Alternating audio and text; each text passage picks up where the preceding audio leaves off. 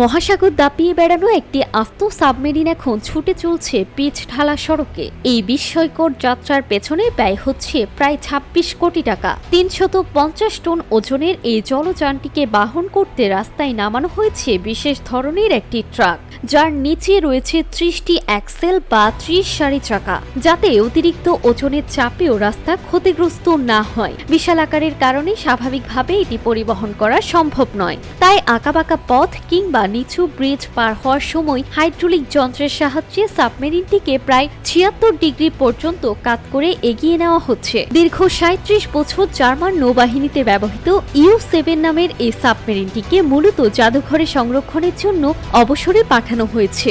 ২০২৩ সালের মে মাসে উত্তর সাগর ও নদীপথ পেরিয়ে প্রায় ৭০০ কিলোমিটার জলপথ অতিক্রম করে এটি স্পায়ার শহরে পৌঁছায়। তবে সবচেয়ে বড় চ্যালেঞ্জ ছিল ২০২৪ সালের জুলাইয়ে শুরু হওয়া শেষ ৫০ কিলোমিটার স্থলপথ। প্রতিটি মোড়, বিদ্যুতের লাইন ছড়ানো, সবকিছু সামলাতে প্রচুর সময় ও ধৈর্যের প্রয়োজন হয়েছে। মাত্র এই অংশটুকু পথ পাড়ি দিতেই সময় লেগেছে প্রায় ৩ সপ্তাহ। এই বিশাল ব্যয়ের বড় অংশই গেছে সূক্ষ্ম প্রকৌশল ও জটিল লজিস্টিক ব্যবস্থাপনার পেছনে। নোনা জলে জীবন ছেড়ে এটি এখন জার্মানির সিনসাইন প্রযুক্তি জাদুঘরে একটি ঐতিহাসিক নিদর্শন হিসেবে দাঁড়িয়ে আছে।